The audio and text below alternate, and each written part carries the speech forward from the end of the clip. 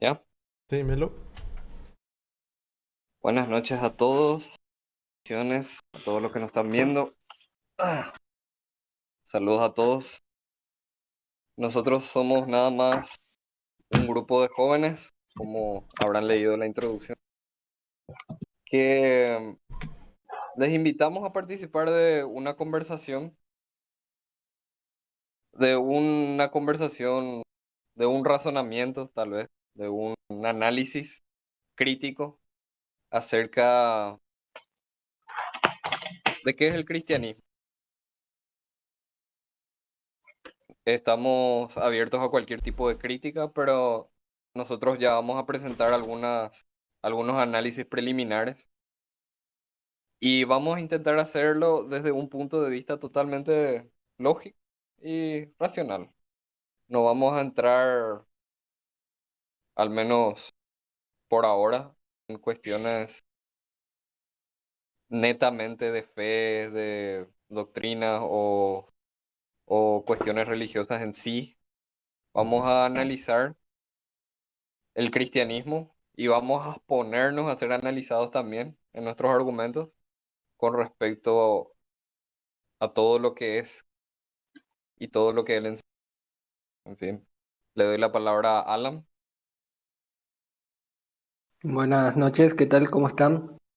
Y sí, básicamente es lo que dice mi hermano Melo, ¿verdad? Hoy lo que queremos hacer es analizar, pensar racionalmente sobre algunos temas, ¿verdad?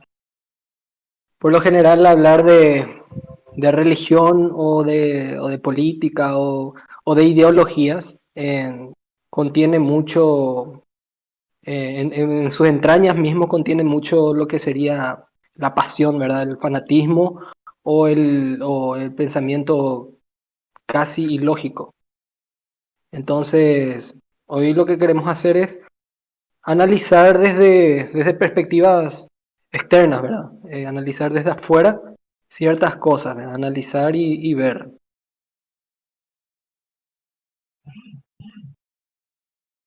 Bueno, estamos en la transmisión, creo. Discúlpenos si tenemos algunos problemas con problemas técnicos. Es la primera vez que lo hacemos, pero vamos a ir por el camino mejorando, ¿verdad? Y no sé, Orgimar, si querés dirigir algunas palabras, hacer un saludo. Y acá vengo a dar el apoyo moral y espero ser de servicio también y que podamos hablar. Que al final esto es más una conversación entre nosotros y también con las personas que nos están viendo ahora mismo. Te cedo la palabra. Y Diego, ¿querés decir algo? Tenemos ahí digamos, el que nos maneja virtualmente. Diego, ¿querés decirnos algo? Epa, no se te escucha, Diego. Entendí todito. Ahora sí se me Ahí escucha. está. Sí, sí, Ok. sí. Sí. Estoy sin la pantalla porque, como verán, no es de buena calidad mi micrófono y entonces por eso es que me saco la imagen. Yo voy a estar a cargo de la parte técnica, de la parte de la emisión en directo y todo eso que se va a estar realizando acá en Facebook. Y que tengamos como dijo Omar, que tengamos una conversación simple, así como jóvenes cristianos que somos, ¿verdad? Nada más. Y bueno, para ir adentrándonos a los temas, ¿verdad? En primer lugar, tenemos que dejar algo en claro. Esta charla esto que estamos haciendo no es solo para cristianos, ¿verdad? Aquí puede entrar a opinar y a decir lo que sea, quien sea, ¿verdad? De la creencia que tenga, ¿verdad? Es más bien, queremos presentar opiniones nuestras nada más, ¿verdad? ¿Qué opinaría yo? ¿Qué opinaría Melo, Orgimar? Sobre algunas cosas que están de moda hoy, ¿verdad? Entonces vamos a tratar de hablar de lo más racional posible, ¿verdad? Sacando creencias del medio, ¿verdad? Y si, y si la conversación va por ese lado, entonces también vamos a introducir ciertas cosas. Entonces, vamos a empezar nuestro tema de hoy, ¿verdad? Eh, no porque comencemos con este tema significa que siempre hablaremos de lo mismo, ¿verdad? Pero como somos, como nos identificamos como cristianos, ¿verdad? Nosotros, que ustedes ven nuestras caras, ¿verdad? El que está del otro lado de la pantalla no sabría con qué credo se identificaría, pero bueno, queremos presentar o analizar o ver qué es el cristianismo y si aporta algo bueno, si es malo, o qué opinión tener sobre el cristianismo, ¿verdad?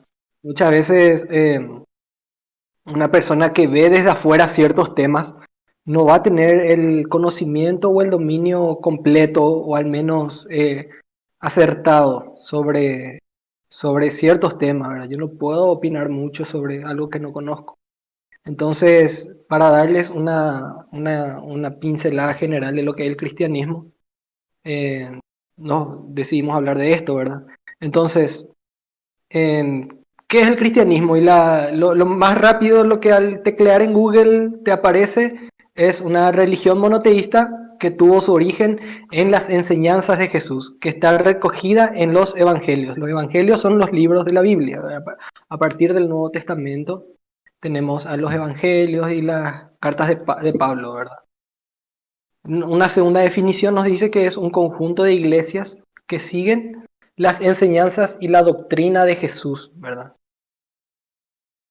No vamos a hablar de un tipo de cristianismo en específico, ya sea evangélico, católico, mormón, testigo de Jehová, no, sino que todo la base que sustenta a todas esas creencias, todas esas doctrinas, ¿verdad? Porque el cristianismo tiene muchas ramificaciones. El cristianismo tiene digamos, muchas interpretaciones, tiene muchos caminos que no son muy diferentes uno de otro, pero todos parten de la primera premisa, de la premisa principal, por así decirlo, que es Cristo, que es Jesús, ¿verdad? Entonces, por eso podemos decir que el cristianismo son un conjunto de iglesias que siguen las enseñanzas y la doctrina de Jesús. El cristianismo es una religión abrahámica, monoteísta, basada en la vida y enseñanza de Jesús de Nazaret. En su tiempo, no sé si actualmente, pero en su tiempo creo que sí, todavía sigue siendo la religión más extensa del mundo, ¿verdad? Contando con evangélicos, católicos, mormones, testigos de Jehová, adventistas, todas aquellas líneas que siguen las enseñanzas de Jesús, ¿verdad?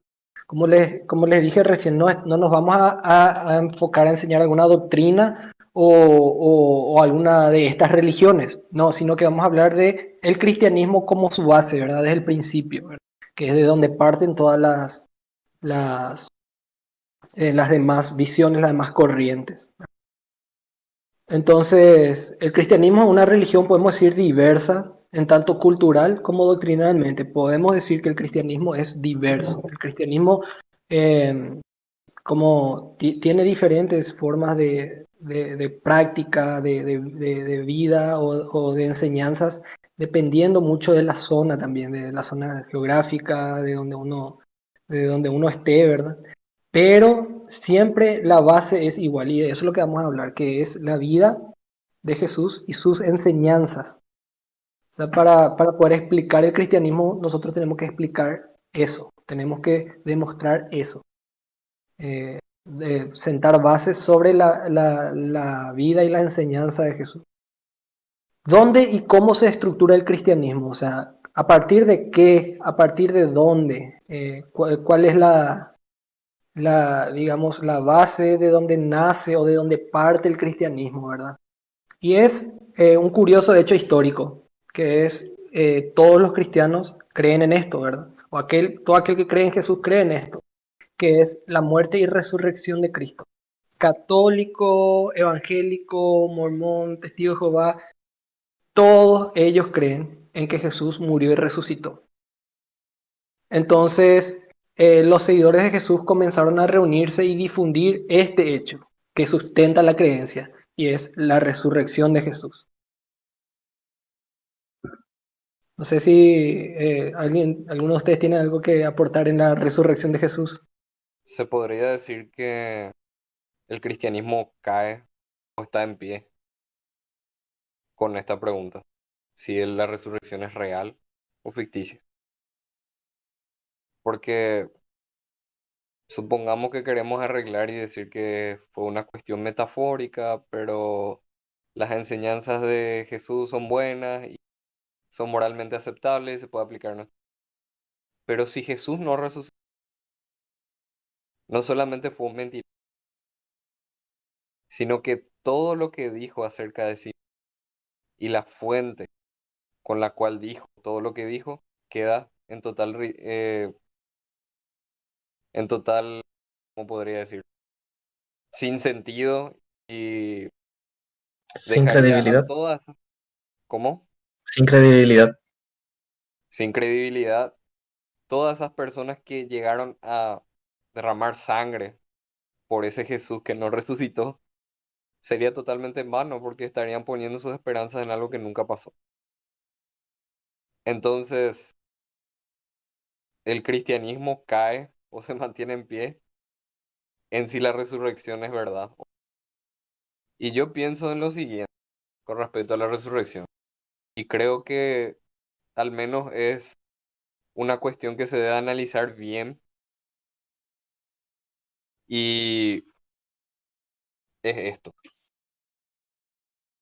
Si la resurrección no hubiese sucedido, nosotros tenemos que plantearnos desde ese punto de vista. ¿Qué pasaría si es que no hubiese sucedido?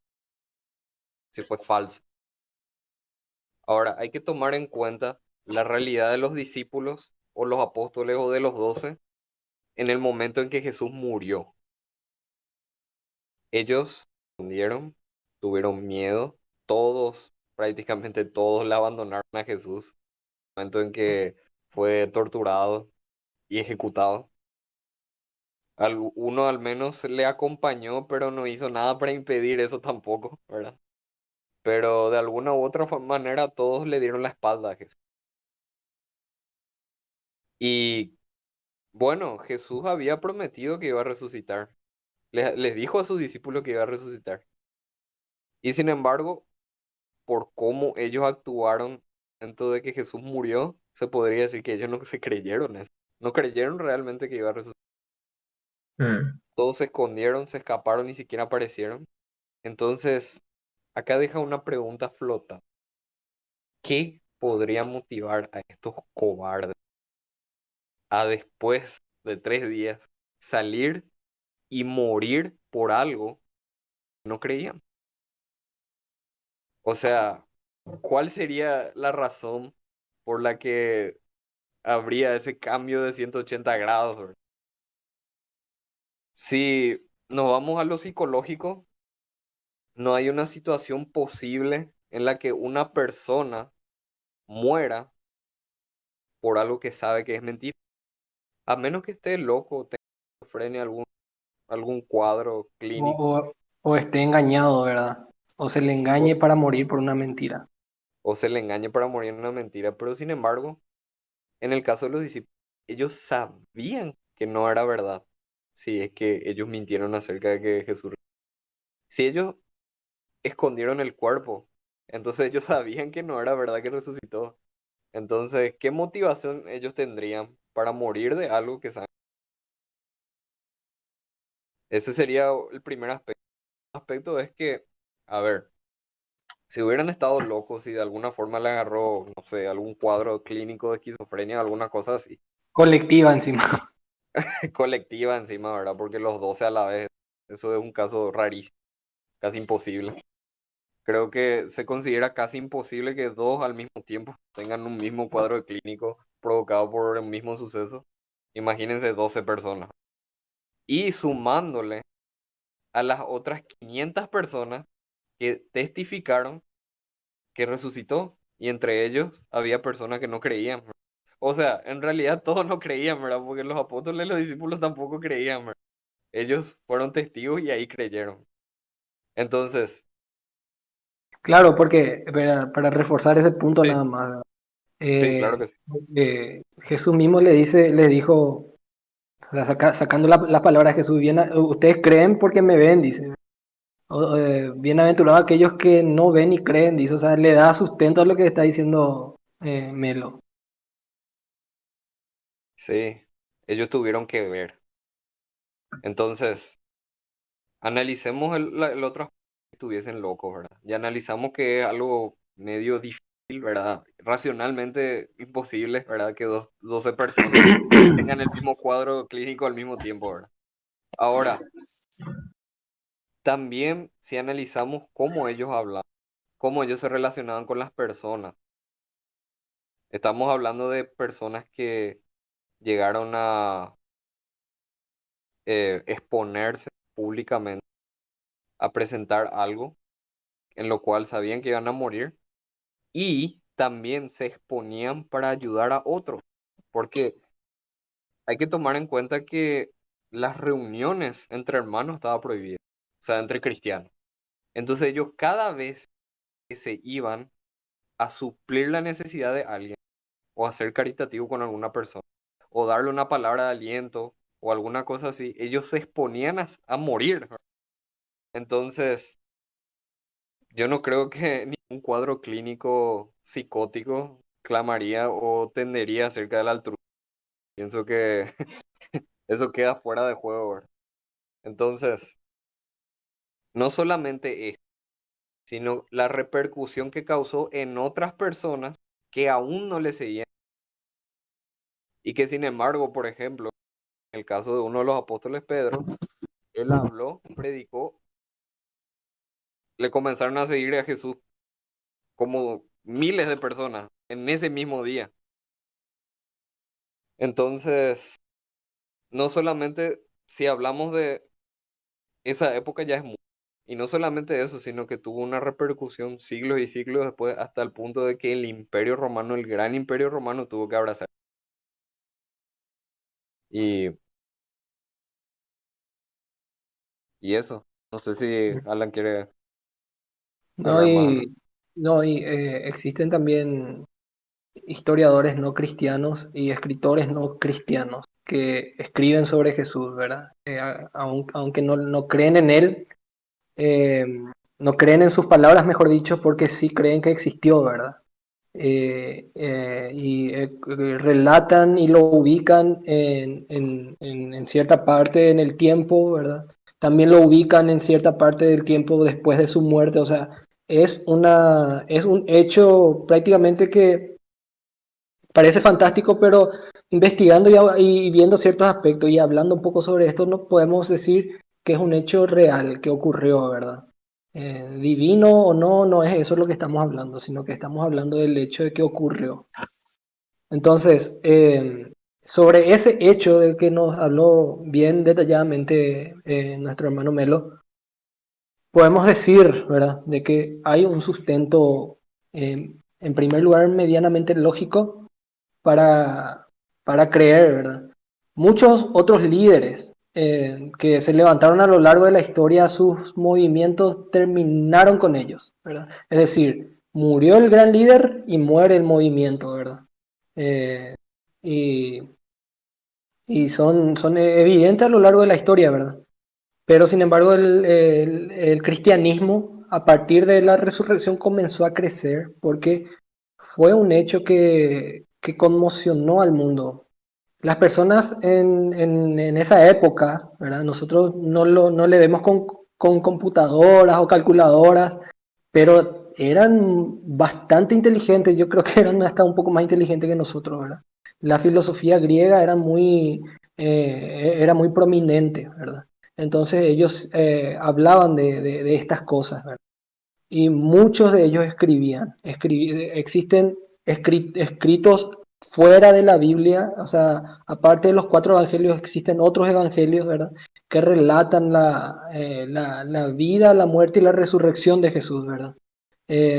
Por ejemplo, recién estuve investigando que de Buda, cuando él murió, recién unos 400 años después empezaron a escribirse sobre Buda o sobre Alejandro Magno, ¿verdad? después de 400 o 500 años, no recuerdo bien, de que él murió, empezó a escribirse sobre Alejandro Magno. Sin embargo, de Jesús, el impacto que él generó en el mundo provocó de que él muera y al instante, unos ni 10 años, ya había escrito sobre él, ¿verdad? O sea, muchas personas empezaron a escribir y a hablar sobre él.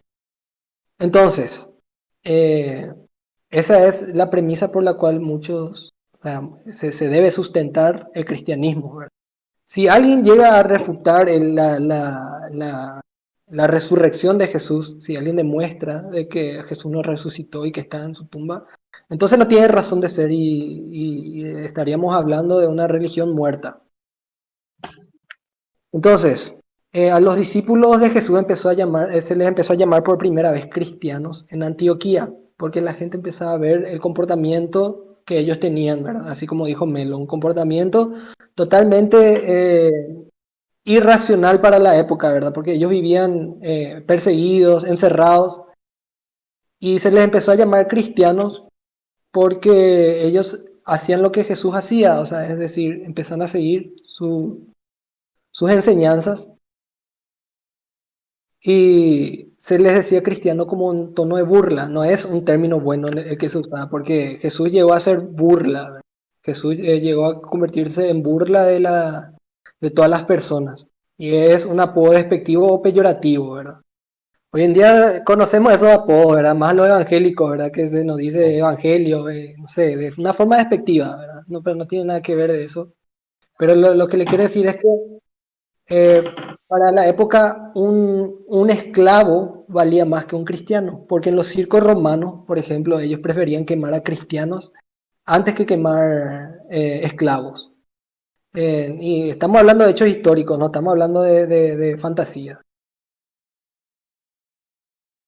La mayoría de las ocasiones, aunque no todas, la gente no usaba estas expresiones de forma positiva, el llamarle cristianos a los primeros cristianos.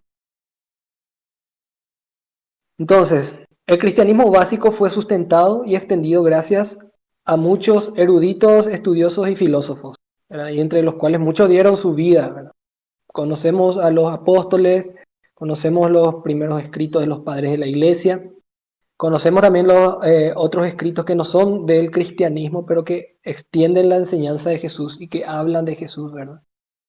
Y hay muchos, ¿verdad? Son sacerdotes, teólogos, escritores eclesiásticos, obispos, que Músicos, ¿eh?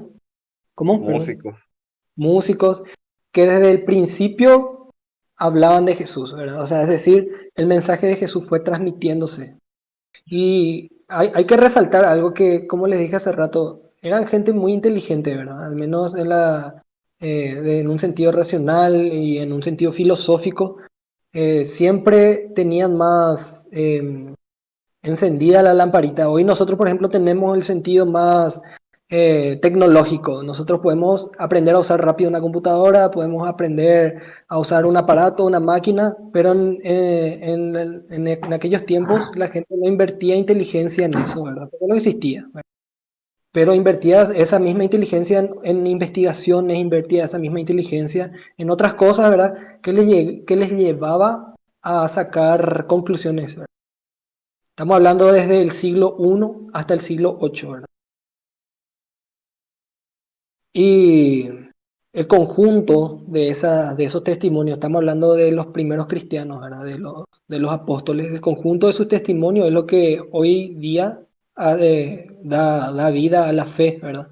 O sea, es lo que es la fe y la ortodoxia del cristianismo, o sea, la práctica del cristianismo. ¿Por qué? Porque esos mismos padres de la iglesia empezaron a transmitir el mensaje de Jesús. Para los cristianos, ¿verdad? Los escritos que cualquiera hace sobre Jesús, que ya sea algún estudioso, algún teólogo, algún filósofo, algún médico, alguna eminencia, sea cual sea tiene que ser corroborativo con respecto a la Biblia. Es decir, si yo quiero escribir un mensaje sobre Jesús, tiene que ser corroborativo por la Biblia. Tiene que ir en base a lo que dice la Biblia. La Biblia es el libro que contiene el relato de las vidas, las enseñanzas de Jesús y todo lo que pasaba del mensaje de Dios previo a Jesús. O sea, la Biblia es el libro base, es el libro que sustenta también toda la fe cristiana. También es interesante analizar un poco lo que es, o sea, por qué podría decirse racionalmente que la Biblia es confiable, ¿verdad? O por lo menos decir que es un libro y que es un libro que pareciera ser más que cualquier otro libro. A mí me hace pensar, por ejemplo, bueno, la Biblia fue escrita por 40 autores, son 66 libros con más de 40 autores que se escribieron alrededor de milenios. Cada autor fue de diferente personalidad, de diferente contexto, de diferente situación histórica. Y a lo largo de este tiempo, de alguna forma, ambos hablaron de la misma persona. ¿Porque esto parece tan impresionante? Porque, bueno, analizándolo así, cuando hablamos de un libro de medicina, por ejemplo, que puede tener décadas de antigüedad, porque tiene muchas ediciones, incluso los autores que hacen las ediciones, y estamos hablando de una ciencia exacta, la medicina, pueden estar en desacuerdo uno con el otro. Y estamos hablando de ciencia exacta. Y sin embargo, la Biblia, que tiene muchísima información, muchísimos libros, un conjunto de libros que se escribieron en periodos largos de tiempo. Muchas veces los autores ni siquiera se conocieron entre ellos. Y también de diferentes personalidades, diferentes situaciones. Sin embargo, hablan del mismo Dios sin contradecirse. De alguna forma muy rara, se podría decir que es algo imposible, a menos que realmente este Dios sea un ser objetivamente, exista objetivamente, y que estén hablando todos, y que todos hayan sido testigos de ese mismo ser, y que estén hablando de él, ¿verdad? Y también hay algo interesante, otro aspecto interesante para mí, y es que la Biblia es el libro que más manuscritos tiene, o sea, que más copias tiene. Los manuscritos serían las copias a mano que se hicieron para ir transmitiendo. Y curiosamente, la Biblia está en primer lugar entre los libros que más manuscritos tiene. El segundo libro que más manuscritos tiene es la Ilíada de Homero. Tiene 650 manuscritos. La Biblia tiene más de 5800 manuscritos. Y todos esos manuscritos son de un periodo de menos de una década, entre el original, la primera vez que se escribió y entre la copia. Eso quiere decir que podemos corroborar que la misma Biblia que se escribió en aquel entonces, ¿verdad? Vamos a decirle el Nuevo Testamento, hermano. Nuevo Testamento que se escribió allá en el siglo I es el mismo que tenemos ahora, sin alteraciones. Podemos saber eso gracias a esas mismas copias que se encontraron y que se dataron con la antigüedad. Por ejemplo, hay algo muy curioso también con respecto a eso. Y es que el libro de Isaías data de 600 años antes de Cristo, aproximadamente. Resulta que los se encontraron los manuscritos en el mar muerto de Qumran, y estos manuscritos datan de más o menos un milenio antes de Cristo. Y entre ellos están algunos rollos del libro de Isaías, donde se profetiza acerca de Jesús, de lo que iba a pasar con Jesús, su crucifixión, todo el dolor que iba a pasar, que iba a ser despreciado públicamente, etcétera, etcétera. Y todo eso casi milenios antes de que llegue Jesús. O sea, es algo que hay que, si vamos a ir por lo racional o por lo lógico, yo creo que es algo que hay que tomar muy en cuenta. Imagínense que hayan hablado de 1600 años que Juan Emanuel Gil iba a nacer en Ciudad del Este y que iban a ser más o menos en cierto contexto y que iba a morir de una forma y que todo eso se cumpla después de un milenio. Es algo imposible de predecir lógicamente, a menos que haya algo más detrás. Claro. Interesante es algo que vos estabas comentando hace rato, es que ningún otro personaje histórico ha sido predicho en ningún tiempo de la historia, ¿verdad? Es decir, nadie predijo sobre la existencia de Hitler, nadie predijo sobre la existencia de otros líderes, sin embargo, existen evidencias de que se predijo sobre Jesús y de que eso sucedió, ¿verdad? Entonces, cuanto menos la Biblia tiene que ser un libro tenido en cuenta, ¿verdad? Porque no contiene contradicciones, muy, muy al contrario de lo que se piensa y de la mentira favorita de ateos, ¿verdad? Es que la Biblia tiene contradicciones y eso no es cierto para nada, ¿verdad? Existen contradicciones numéricas, ¿verdad? Que en un libro dice que pasó tal cosa con tanta cantidad de personas y en otro libro dice que pasó el mismo hecho pero con otra cantidad de personas, es decir, no es una contradicción de enseñanzas, no hay una contradicción de que en la Biblia te dice que hagas una cosa en un lugar y en otro lugar te dice que no la hagas, ¿verdad? Eh, nosotros tenemos que entender que la Biblia tiene contexto histórico, contexto cultural, ¿verdad? Y en un contexto, en una parte de la historia, una cosa significaba una cosa, en otra parte de la historia esa misma cosa significaba ya otra cosa. Entonces es bueno estudiar esas contradicciones, porque ese fue uno de mis mayores problemas cuando empecé a agarrar el cristianismo de forma racional, ¿verdad? Que había contradicciones. Yo siempre evité, en los primeros tiempos, evité siquiera fijarme en esas contradicciones. Pero después al investigar bien, existen en total, creo que, si no me equivoco, 111 contradicciones en la Biblia, ¿verdad? Que no son ni contradicciones de enseñanzas, no contradice nada acerca de Dios, no contradice sobre Jesús, no contradice sobre los creyentes ni nada, o sea, son contradicciones muy, muy por fuera de lo que es la enseñanza central del cristianismo, ¿verdad? Entonces, no contiene contradicciones. Otras cosas ya, se puede hablar de muchas cosas sobre la Biblia, pero creo que lo haremos en otro video. Sí, decí algo. Hay algo bien breve, y esto veo incluso en personas que profesan la religión cristiana en sí. Y eso de las contradicciones, más bien yo creo que es porque no consiguen conciliar la naturaleza de Dios, ¿no? Como alguien justo, misericordioso y, y ¿me entendés? Amoroso y tal. ¿Cómo va a ser así? ¿Entendés? Claro, Si claro. Él es misericordioso, ¿por qué no me hace caso a mí por ahí? Siendo que eh, hay muchas cosas que no se tienen en cuenta porque no se tiene el conocimiento exacto de eso, porque no estudiaron nomás o porque no se les dijo.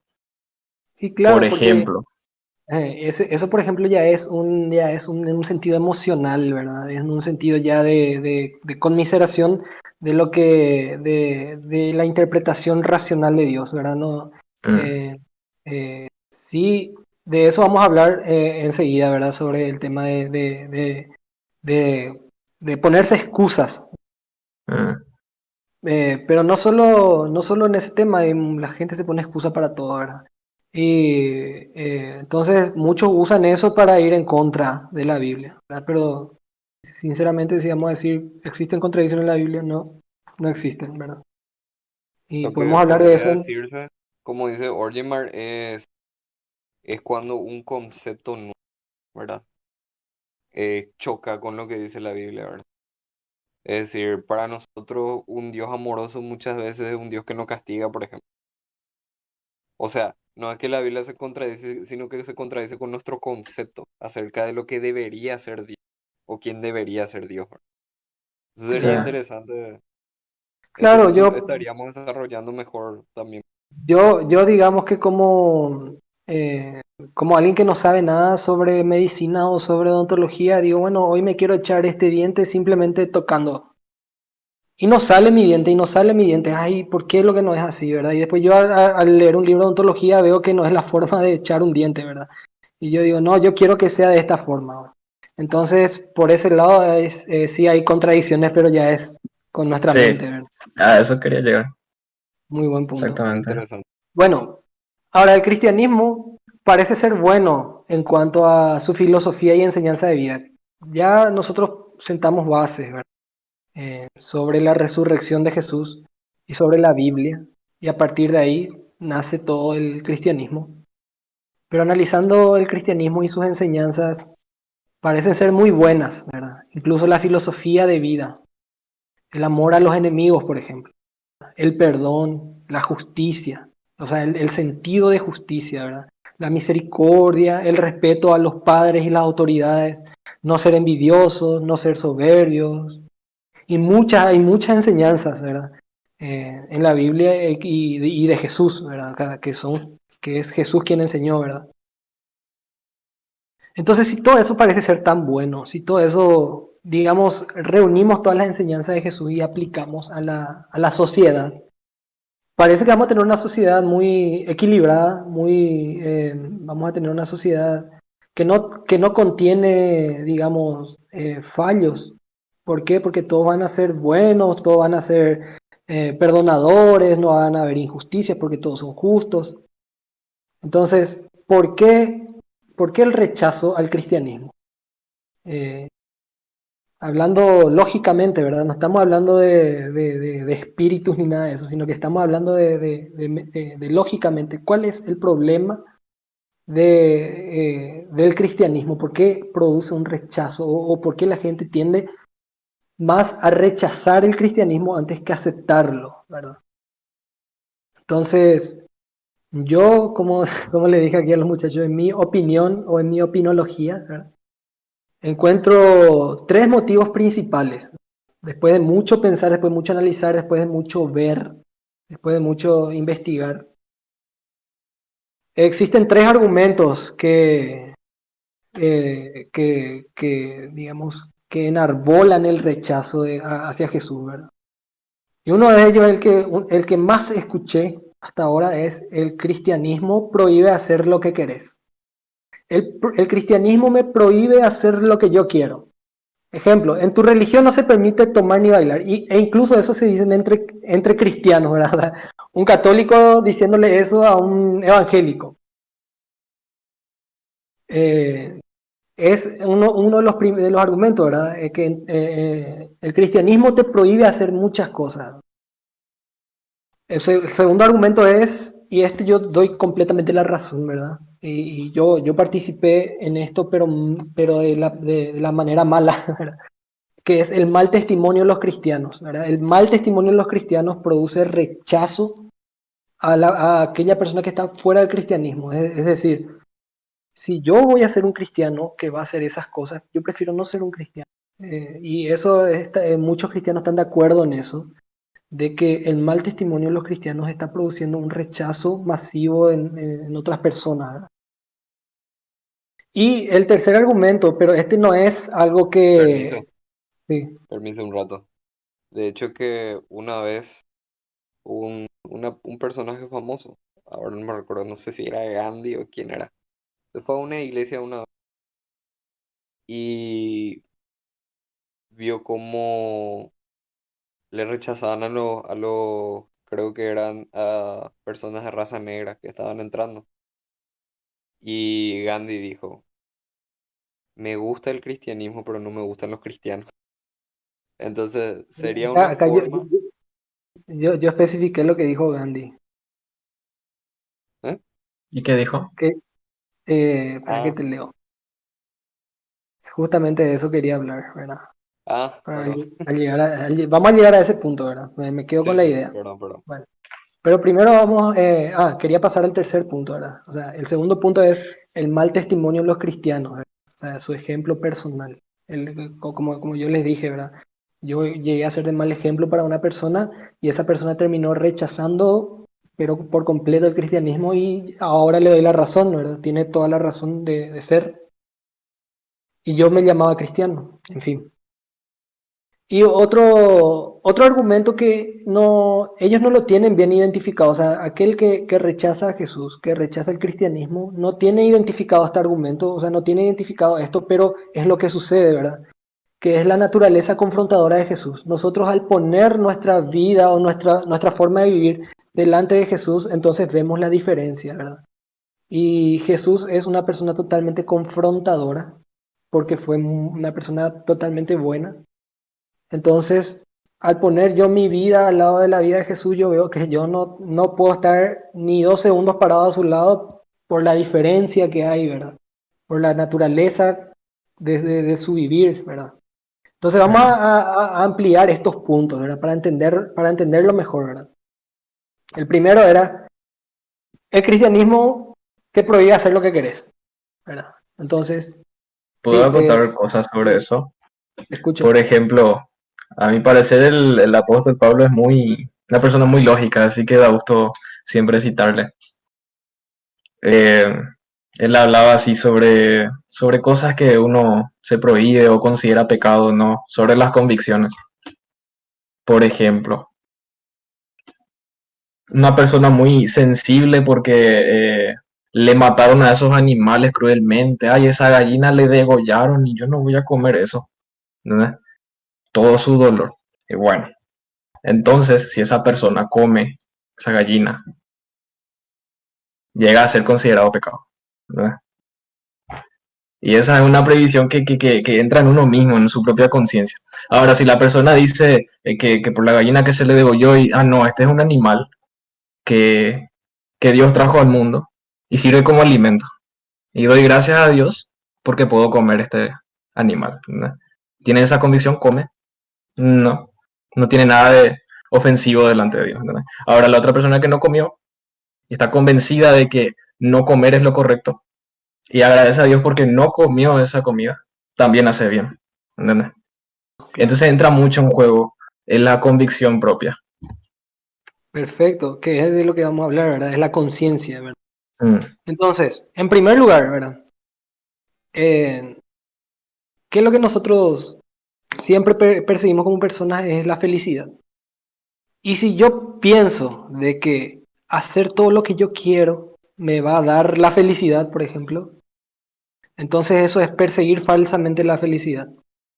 Porque nosotros creemos que la felicidad está en cosas, en momentos felices. Hay una frase que dice, la vida, vos no puedes ser feliz siempre, sino que tenés momentos felices, algo así era. Mm. Entonces, con conocimiento de causa les digo que llega a una edad y vos mirás a tu pasado y las cosas que vos hiciste y que te hicieron feliz, si no impactó en tu actual forma de vivir, entonces queda en mero recuerdo. No llega a, a ser motivo de felicidad en la actualidad. Por ejemplo, yo me di el gusto y me fui a todos los partidos de mi club favorito. Me fui a todos los partidos. Y hoy en día pienso y digo, ¿qué provecho tengo de eso hoy? Entonces, no tengo ningún provecho. Me tomé 30 cervezas en una noche. Gasté 200.000 guaraníes en bebidas alcohólicas. Hoy en día, yo puedo decir, me quedé bien borracho y me pasé vomitando al día siguiente. Y son decisiones que yo tomé y que cada uno es libre de tomar, ¿verdad? Ahora, ¿qué hubiese pasado si yo en vez de invertir esa plata en tanta cerveza me hubiese comprado ladrillos y cementos y ahorrándome esa felicidad momentánea porque no, porque te digo que fueron años. Sí, estoy seguro que la gente se pasa años de su vida de fiesta en fiesta, ¿verdad? Argumentando de que él es libre para salir a bailar. Ok, está bien, cada uno es libre de salir y tomar y bailar. Pero si todo ese tiempo uno se ahorra, si todo uno ese tiempo uno en vez de invertir en bebidas, invierte en ladrillos y cementos, hoy va a poder mirar su techo y decir, tomé la mejor decisión porque se construyó una casa. ¿Verdad? Entonces nosotros ese argumento de que el cristianismo no te permite hacer todo lo que vos querés hacer, te digo que no es un buen argumento porque hacer todo lo que vos querés hacer no te va a llevar en ningún lado luego. Tenés que tomar las decisiones que te van a hacer, te te van a hacer después feliz, ¿verdad? No en el momento quizás, ¿verdad? Ahora, otra cosa. Esta frase de que el cristianismo no te deja hacer lo que vos querés hacer encierra por ignorancia al cristianismo en un conjunto de reglas y mandamientos y excluye a Cristo de la ecuación. Es decir, pensar que el cristianismo no te deja hacer lo que vos querés hacer excluye la relación con Dios. El cristianismo no se trata de lo que hagas o no, de lo que esté permitido o no. Se trata de lo que Cristo hizo por vos y qué haces con eso que Él hizo. O sea, es decir, Cristo viene, te dice, yo hice esto, y ahora, ¿qué vos haces? ¿Verdad? Entonces, ahí es la cuestión de conciencia, como dijo Orgimar, ¿verdad? De cómo uno se relaciona con Jesús, ¿verdad? Todos los cristianos ven de esa forma. Aquel que ve al cristianismo como un conjunto de reglas y no sabe entablar una relación con Jesús, entonces también está viendo el cristianismo de una manera equivocada, ¿verdad? Entonces, el cristianismo siempre piensa, el cristiano siempre piensa, ¿cómo yo voy a responder a lo que Jesús hizo por mí o lo que Jesús me enseña? ¿Cómo yo respondo a eso? De esa forma es la que uno debe tomar el cristianismo. Hay un punto interesante que se me vino con respecto a todo esto. Es que es una relación, no es Claro, simplemente un sistema de leyes que vos obedeces o sos castigado, sino que es una relación. Se basa en que, por así decir, yo le amo a Jesús y quiero agradarle a Él. Me gustaría estar cerca de Él. Es como una amistad. Si en una amistad vos haces algo que le desagrada a la persona constantemente, vos te alejas de esa persona. Pero si vos le querés realmente a ese, no vas a hacer constantemente algo que te desagrada. Y más o menos se podría decir que vive un claro, cristiano. claro. O sea, el cristiano tampoco no necesita defenderse de esa frase, ¿verdad? Que el cristianismo prohíbe hacer muchas cosas porque no tiene sentido, ¿verdad? Eh, entablar una relación como Jesús con Jesús, entablar una relación con Jesús es la base del cristianismo. El resto se va acomodando por sí solo, ¿verdad? Justamente el ejemplo del que habló Melo, quería hablar también, ¿verdad? Cuando uno ve a una chica y se enamora, hace todo para conquistarla, ¿verdad? Incluso esa persona cambia en muchas cosas para poder conquistar a esa chica, es decir, para poder tener una relación con aquella persona con la que uno quiere conquistar, ¿verdad? Más o menos el cristianismo va por ese lado, ¿verdad?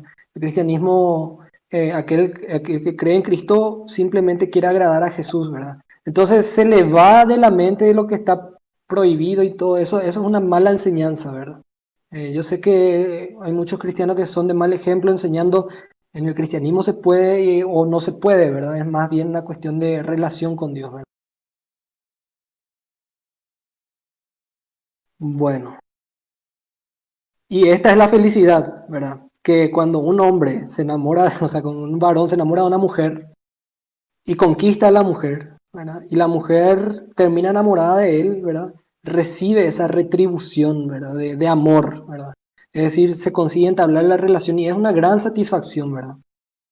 Entonces, aunque muchos hombres no piensan así, es un ejemplo adecuado, ¿verdad? Que esta es la felicidad, la retribución espiritual que Jesús promete es mucho mayor que las cosas pasajeras de las cuales estamos hablando. Eh, hablo con el testimonio que me respalda de miles de personas y de todos los cristianos que han sido beneficiados con esta retribución, ¿verdad? Todos los cristianos en algún momento son beneficiados con la retribución espiritual de seguir a Jesús, ¿verdad? Y eso no es ninguna mentira. No existe ningún cristiano, o sea, alguien que crea en Jesús al menos, que no haya sido retribuida su fe. En un debate una vez participamos con Melo y era un ateo, ¿verdad? Y era un profesor de universidad, pero era muy simpático porque le decíamos los argumentos. Él en realidad no rebatía ningún argumento, pero era como que en su siguiente comentario ya tiraba otro argumento que nada que ver, ¿verdad? Entonces, él dijo lo siguiente y me pareció tan interesante y me gusta traerlo a colación, ¿verdad? Dice, el Dios de ustedes solo tiene poder para transformar a drogadictos en grandes predicadores. Dijo eso en burla, pero es una gran verdad. Y es una gran verdad a favor del cristianismo. O sea, ahí vemos que aquel que quiere entablar una relación con Jesús, que quiere entablar una relación verdadera con Jesús, recibe esa retribución, ¿verdad? Y hasta los ateos lo ven, ¿verdad? O sea, decir que el cristianismo no tiene ningún beneficio o todo es prohibición o todo está mal o todo está bien, uno puede hacer lo que uno quiere, ¿verdad? Pero te digo nomás, y el mensaje es que lo que Jesús promete en la Biblia, retribuir, es mucho mayor a lo que el mundo ofrece. Y eso son palabras literales de Jesús, ¿verdad? Entonces, queriendo ridiculizar al cristianismo, no vemos que se afirma en este punto, ¿verdad? En el segundo punto, ¿verdad? Que es el mal testimonio de los cristianos, ¿verdad? Y ese sí es un problema que tenemos, que hay entre los cristianos. Pero quiero resaltar lo siguiente, que este es problema de cristianos, no de Cristo. Es decir, es un problema de seres humanos, no de la base, es un problema ya de nosotros, de todos aquellos que creen en Jesús, ya sea de la división que sea, de la rama que sea, es un problema de hombres, ¿verdad? Pero no de la base, no porque entre los seguidores está mal, significa que la base esté mal, ¿verdad? No es la base del cristianismo el problema, que es Cristo, ¿verdad? Es lo Sino que mismo, cristiano. diría que es lo mismo que decir que porque hay muchas personas que pasan el semáforo rojo, quiere decir que la ley de que no se pase el semáforo rojo es mala. Más o menos así, por ese lado puede ir. Que haya personas que no sigan correctamente o digan seguir, pero no siguen, no quiere decir que lo que hay que seguir sea malo Claro. o que no sea digno a Jesús. Y sí, tenemos que decir que no son todos los cristianos tampoco, pero son muchos, ¿verdad? Y hay una gran Claro. mayoría, ¿verdad? Y hay en todas las denominaciones, hay en pastores, hay sacerdotes católicos, de todo tipo de ramificación en el cristianismo, existen personas de mal ejemplo que hacen que con su ejemplo muchos se alejen de Jesús, ¿verdad? Por ejemplo, como les dije hace rato, yo fui una persona que dio un mal ejemplo decía seguir a Cristo, pero siempre fui muy mal portado, ¿verdad? No daba testimonio. Y este me dijo este amigo, me dijo, si yo voy a ser un cristiano como vos, prefiero nunca ser un cristiano. Y bueno, terminó alejado de Jesús y lastimosamente ya fue partido de esta tierra, ¿verdad? Sin haber entablado una relación con Jesús, ¿verdad? Y dentro del cristianismo eso es muy fuerte, ¿verdad? Porque significa que hay alguien en el infierno ahora mismo por mi causa. Entonces, hace mucho daño el mal ejemplo de los cristianos. Esto ya ocurrió en épocas de los apóstoles, esto no es nada nuevo, no es ahora nomás que existen cristianos de mal ejemplo, ¿verdad? Sino que sí existió desde hace mucho, desde el principio de las bases del cristianismo, y ocurre hoy y ocurrirá siempre, ¿verdad? Eh, Quiero poner un ejemplo. La política. Acá en el Paraguay existe un partido que se llama el Partido Colorado, ¿verdad? Que es la ANR. El Partido Colorado es el Partido Liberal, pero me voy a centrar en el Partido Colorado, que es el que investigue. Y cuando uno lee los estatutos de la ANR, Asociación Nacional Republicana, te quedas impresionado realmente.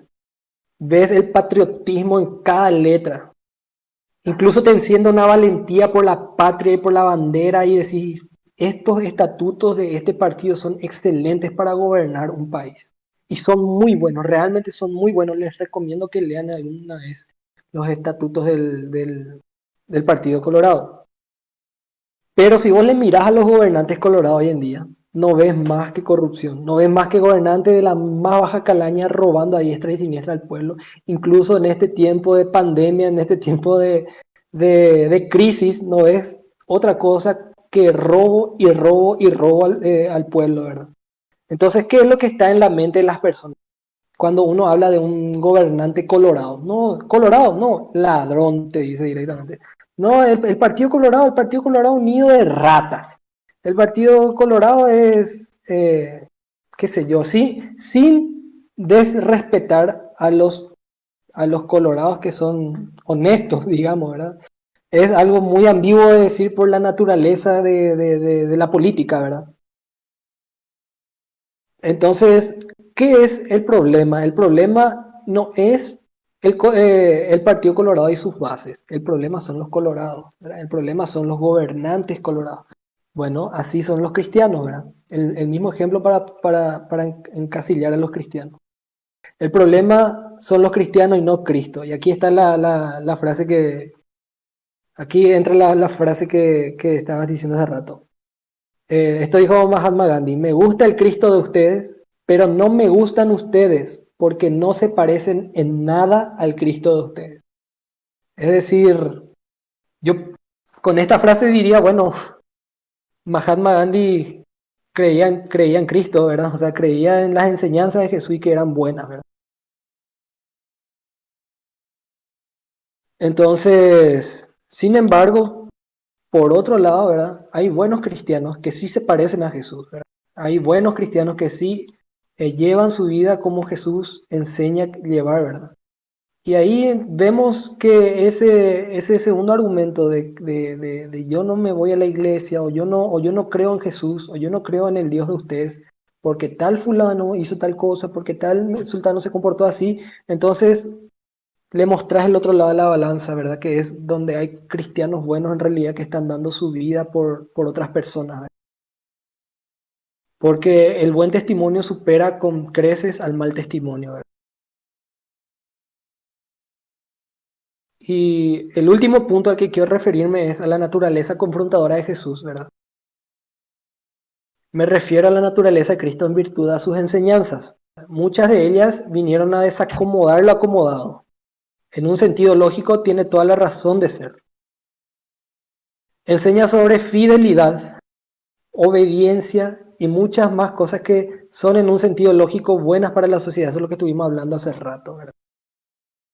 Si leemos los códigos penales o civiles de los países, prácticamente dice que está mal hacer lo que Jesús enseñó que está mal hacer, ¿verdad? Que sería no robar, no matar. Es decir, el código moral enseñado por Jesús es lógicamente bueno para ser aplicado a la sociedad.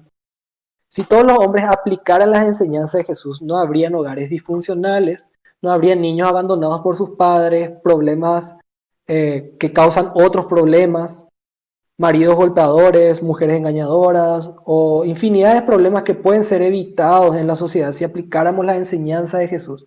Es decir, en un solo punto si nos detenemos, por ejemplo, los hogares disfuncionales. ¿A causa de qué ocurren los hogares disfuncionales?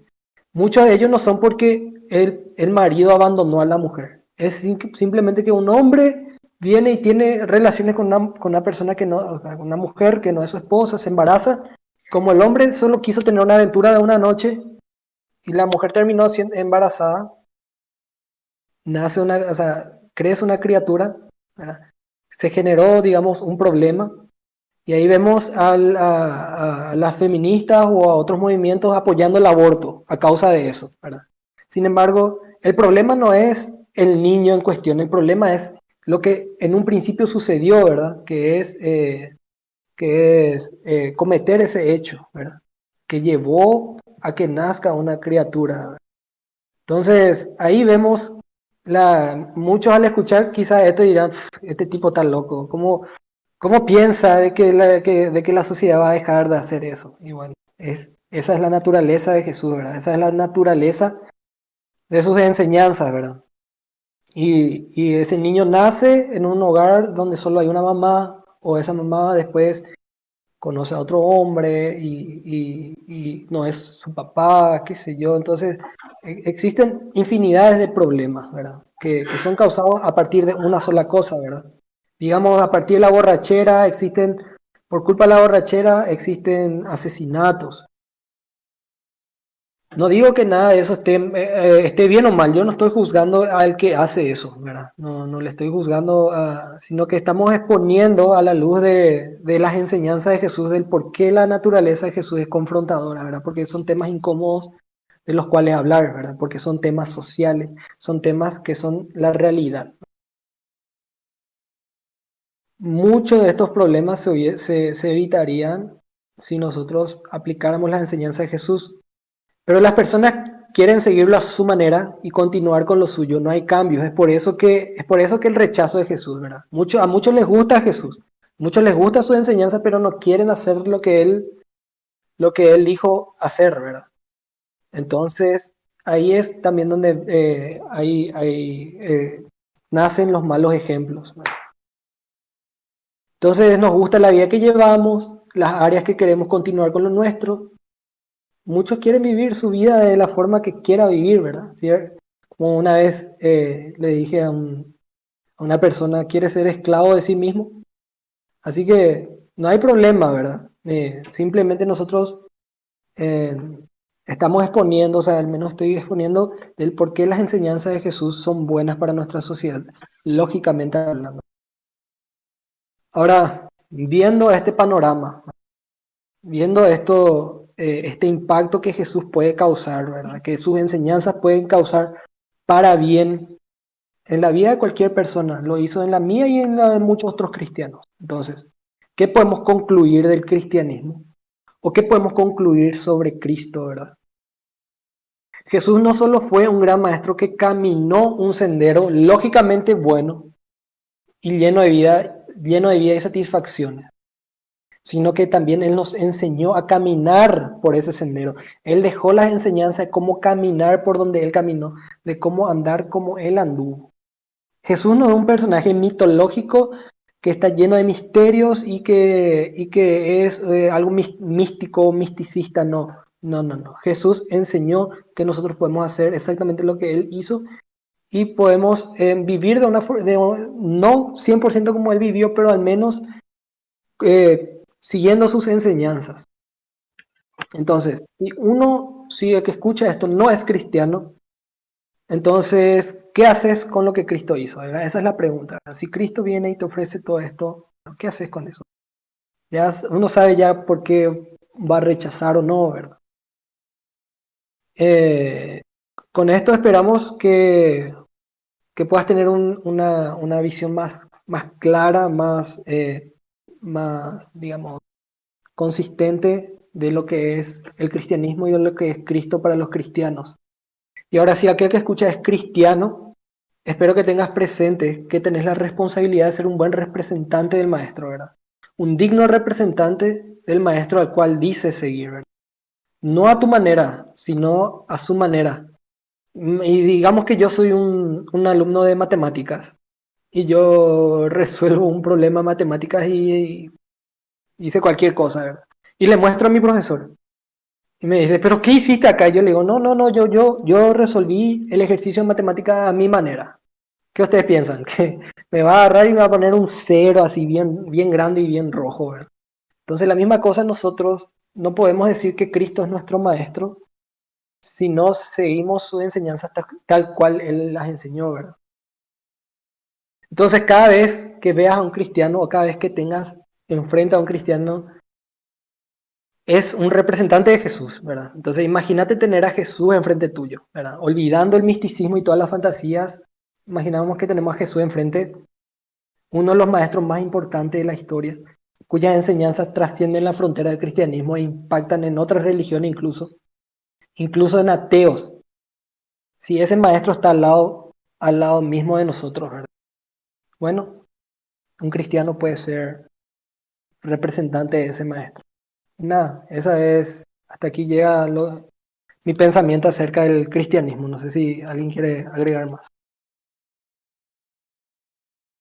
Bueno, también hay un aspecto muy importante y es que hay cosas de la Biblia que son socialmente aceptables, pero que en la Biblia se prohíben, ¿verdad? Y también estaríamos tocando esos temas porque detrás de eso, aunque no lo veamos, muchos de los problemas de nuestra sociedad hubiéramos estado evitando si es que seguíamos de lo que dice la Biblia.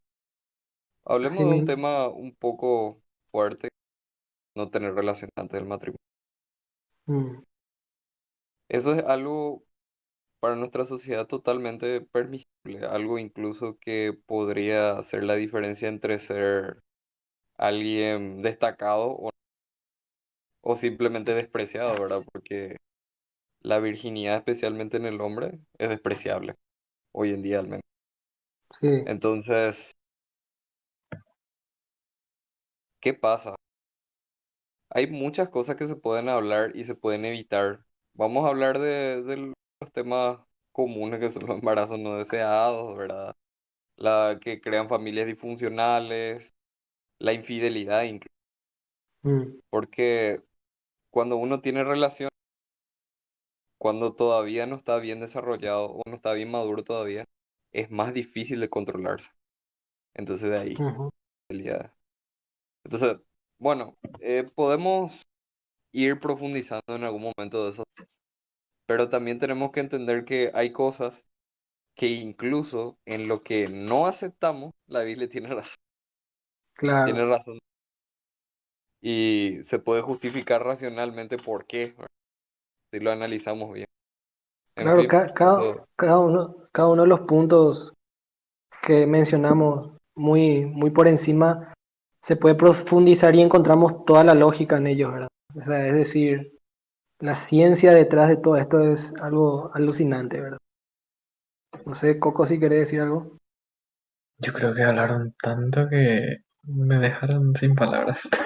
De hecho que, Se te tocó todo lo que se podía tocar. de hecho que Di. incluso hay hechos científicos que en la antigüedad no se sabía todavía, por ejemplo, lo de la Tierra que era redonda, pero en la Biblia ya estaba demostrado eso, incluso antes de Mm, los científicos descubrieran eso. sí, se mencionan esferas. Sí, La pero palabra no esfera. vengan porque se van a venir los terraplanistas. Cuidado. Pero vamos a hablar sobre el terraplanismo, vamos a hablar sobre muchas cosas, ¿verdad? muchos Y temas pues, vamos a tocar. sí, y bueno, yo por mi parte creo que podemos cerrar por aquí esta primera entrega, ¿verdad? Y esperamos seguir adelante con otros temas, ¿verdad? Y si alguien vio, puede comentarnos, puede decirnos qué les pareció, puede compartir también, ¿verdad? Y de repente poner su opinión, ¿verdad? No, nosotros estamos abiertos. Y como se suele hacer, si hay alguna opinión ahí que es muy buena, creo que podríamos incluso hasta hablar de eso, ¿verdad? Entonces, por mi parte, creo que hasta aquí llegamos. ¿Qué les parece? Sí. Nice. Vamos a estar probablemente todos los lunes en- entre las 8, 8:30. Así que puede estar al tanto de la página. Y cada transmisión va a ser resubida a YouTube, ¿no? A YouTube y Twitch. Ok, está bueno. Pues, nos despedimos con esto. Adiós. Hasta Chao, pronto. chao. Buenas Hasta la noches, espero que próxima. hayan disfrutado.